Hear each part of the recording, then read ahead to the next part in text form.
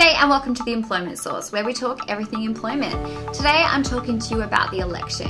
What can we expect from an employment law and industrial relations landscape if we do see a change of government come May 21st? We know that if we have a Liberal coalition government, we can expect more of the same. What about if the Australian Labor Party is successful next Saturday? Well, that's a different kettle of fish. Today I talk to you about the key changes we can expect if in fact we do have a Labor government come May 21st. The first change is in relation to gig economy workers. The Labor Party has made it very clear that they intend to amend the Fair Work Act to include employee-like relationships within its purview.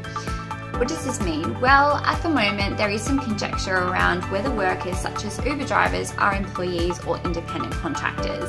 To the extent they're independent contractors, they're not entitled to things like leave, minimum pay, and even being able to bring an unfair dismissal claim. So if these workers are actually caught by the Fair Work Act and entitled to such conditions and entitlements, then that's going to be a pretty significant change for gig economy businesses. Change number 2 is in relation to job security. The Labor government want to amend the Fair Work Act to make job security an express objective of the Fair Work Commission.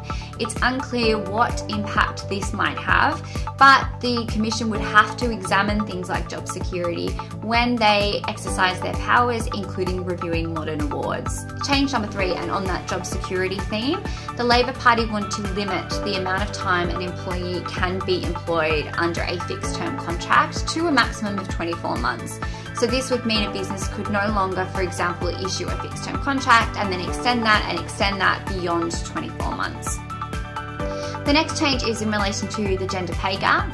The party wants to legislate that for any businesses with employees over 250, that they must publicly disclose their gender pay gap and also prohibit pay secrecy clauses in employment contracts. For example, clauses that say that pay and remuneration is confidential and that they must not discuss that with any other employee or person. The next change is a significant one in relation to what the Labor Party calls wage theft.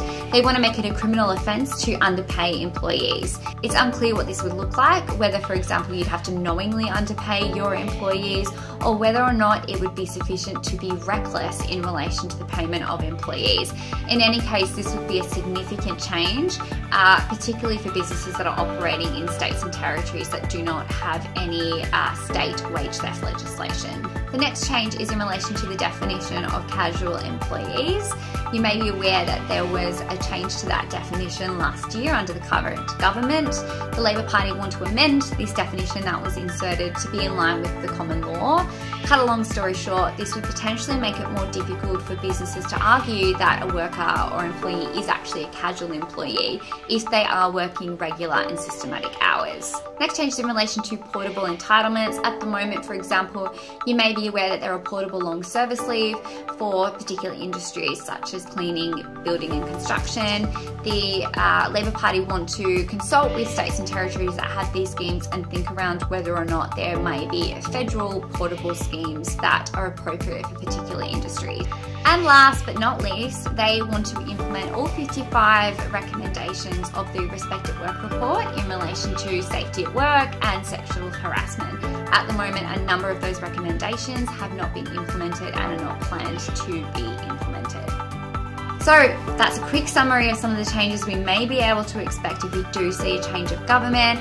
Love to hear your views. If you want any more detail, feel free to reach out to me. My name's Kelsey Hunter. My details are following, and I hope you have a great week.